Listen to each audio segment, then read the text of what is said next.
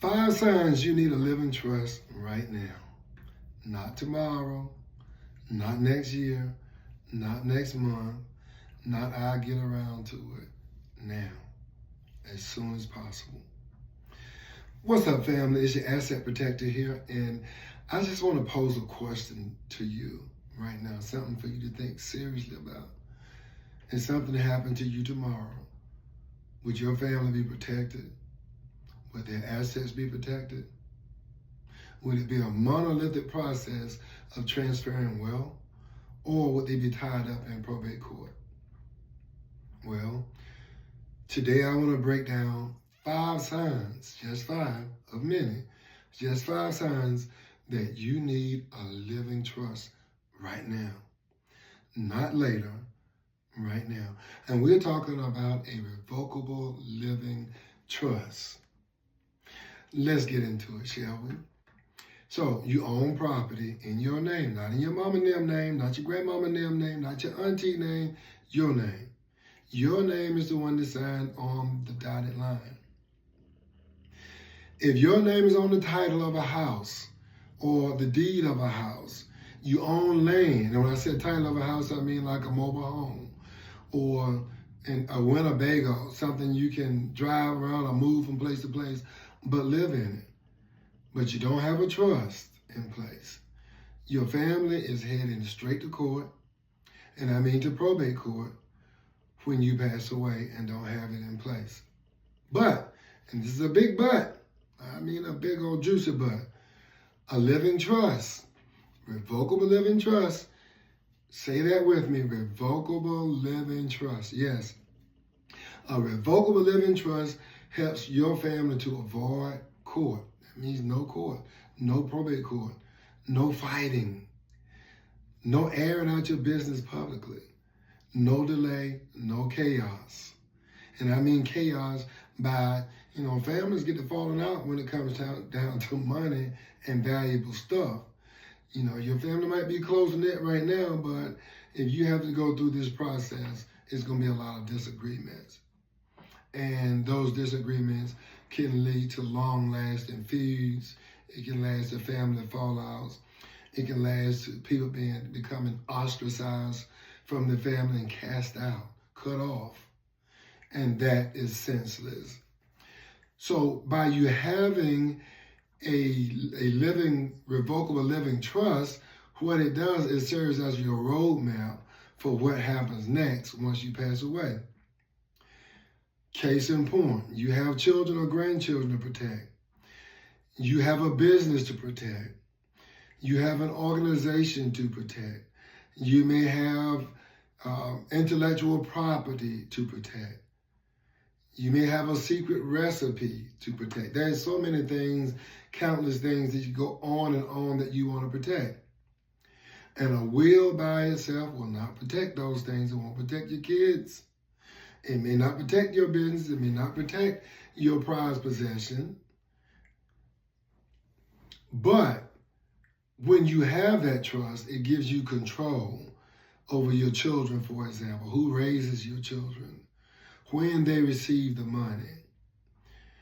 Maybe they have to go to college, and maybe they need a certain GPA for a certain period of time before they can begin to get money. You want them to carry a 3.0 or 3.5 GPA or 4.0 GPA. Then, and I mean GPA, grade point average, and they may have to have that for the first year, right? Or at least 2 years in college in order for them to get a pay raise or to increase in money that comes to them. They have to meet certain prerequisites, okay? There are certain progenitors need to be met in order for you to give them this privilege. And then there are certain progenitors or prerequisites that have to be met for them to get it. Now, I mean, for you, you have to put a trust in place. If you don't have it in place, guess what? It didn't happen.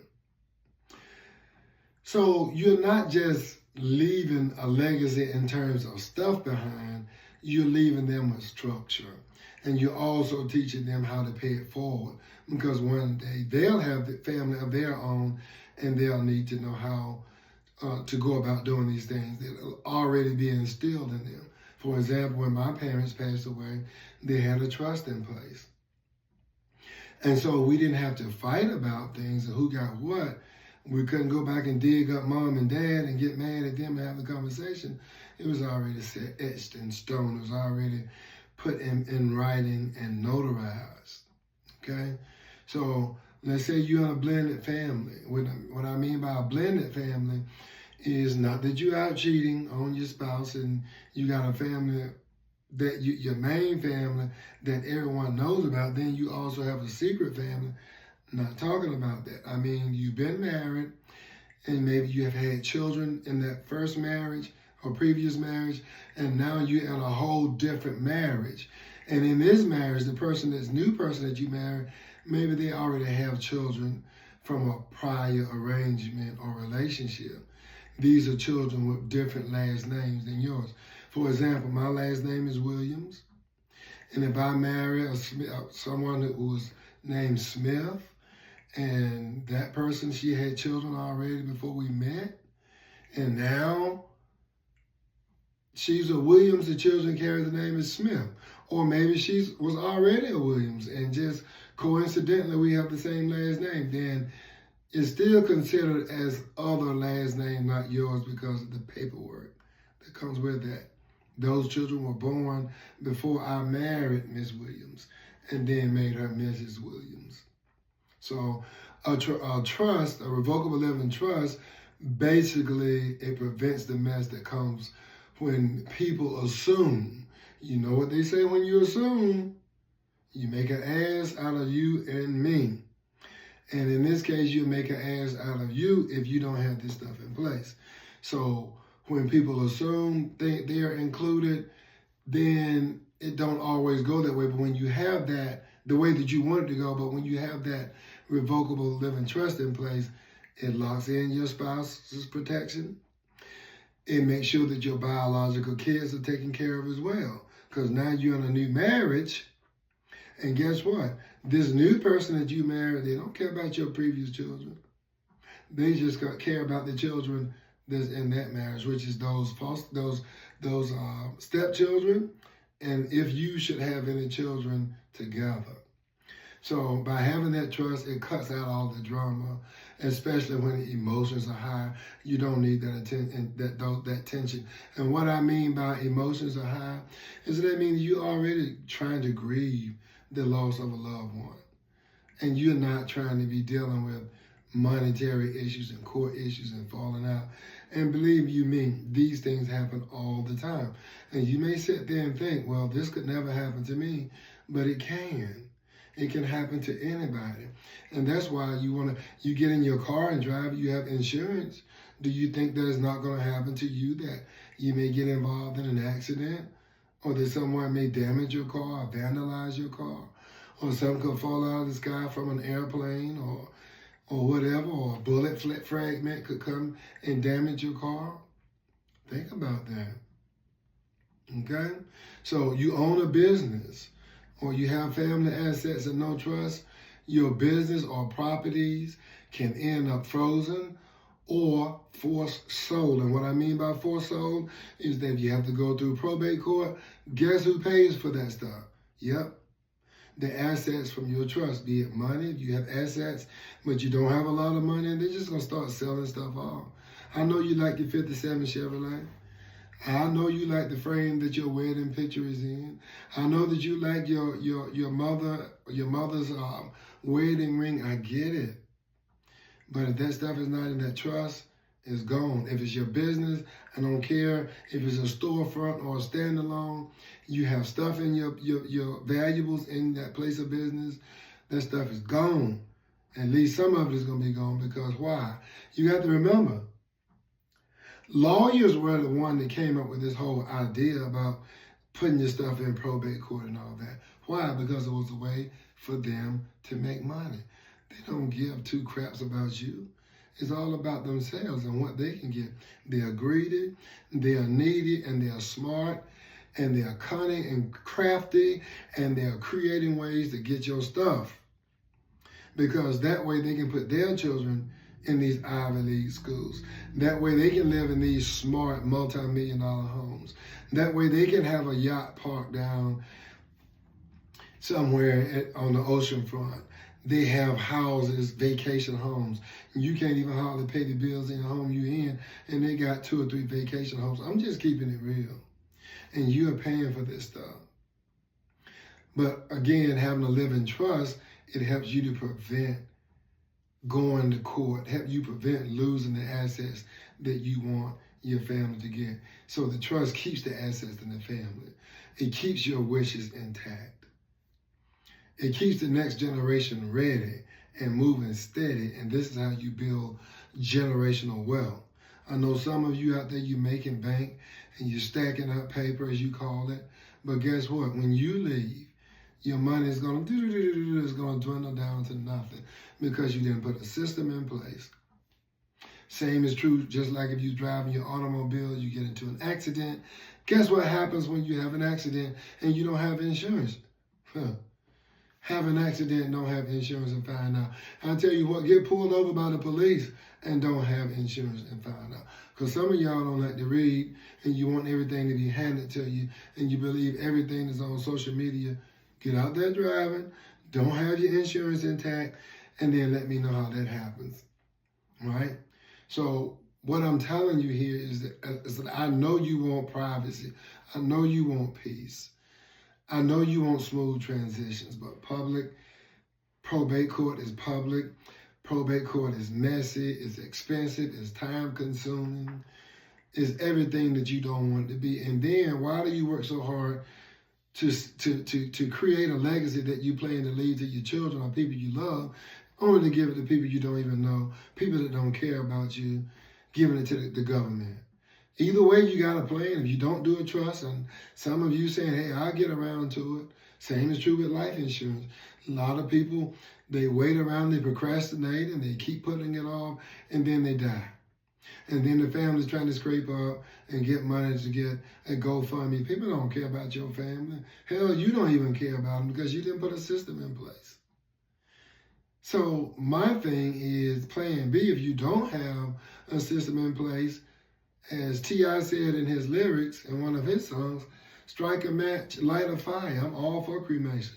You want to go out like a king, but you live like a king, but you didn't put your system in place, and especially when you know better, you ought to do better. And when you go away, I don't feel empathetic for people who are looking for a way out, an easier way out, and not willing to put a system in place during the time and during their lifetime, when you could easily put that system in place. It don't cost that much. You can buy beer, you can buy marijuana, you can buy cocaine, you can go out to the strip club and you can pay for dances. You buying cars, you can buy fast cars, and you're buying rims and all that stuff to go on your car. You dress to the T and all that stuff. Your priorities are in the wrong place. And when you shut your eyes, it is what it's going to be. Your family ain't got no money to put you in the ground. And typically, most people who are flashy rich, their family don't have no money. Wealthy people do everything in their power to not look wealthy. And broke people do everything in their power to do the opposite. You look like you got money, but guess what? Your rent ain't paid, your mortgage is behind, your car is up for repo, right? So your insurance, you don't even have insurance. You don't have life insurance, but you got the baddest, you got an iPhone 16, and you're sitting at the bus stop, and you're wearing Air Jordans, and you're living with your mama. I mean, how much sense does that make? I mean, make it make sense. Get a doggone trust. And get life insurance first. Get life insurance first. You got to get that first. Make sure that you put away. Because if you got a trust and you don't have life insurance, you're still not doing it the right way. Get the life insurance first. Get the trust. And do that as quickly as possible. Right? Because that trust, like I said, it keeps everything private. It keeps everything moving in a smooth transition. It allows control of what you want after you die. You don't have no court dates. You don't have no court costs. You don't have the stress for your loved ones. Hello? You don't have the stress for your loved ones. Don't give somebody a gift. You know, like the way they teach some dogs to run, I think it's the Greyhound, is they'll put a carrot and hang it on this thing, and it goes down the track real fast. And the faster the dog goes, they speed it up so the dog never catches. It's dangling a carrot over the dog's face, and the dog never gets the carrot. So that's what happens in this situation when you leave things, you die and you leave possessions, but you don't leave instructions. All right? So if any of these signs that I've just given you, I gave you 5 of them, if they sound like your situation, then don't wait any longer. What you need to do is visit my website right now, UnitedProspera.com, and schedule your own free conversation with me. Say that again. Go to UnitedProspera.com. Right now, do it right now. Don't delay. You've been putting it off too long. And schedule a free conversation with me. It don't cost you anything to talk to me, but it could cost you everything not to. I'll walk you through the process. I'll walk you through what your options are, and I help you protect everything that you work so hard for. Because at United Prospera, we do a few things. We have the solution. We cover lives. We protect legacies, and we teach the game, and we know what we are talking about. So when you know better, you do what? You do better. Absolutely. And now that you know better, no more excuses. Let's build prosperity on purpose. I'll see you on the next video. Bye for now.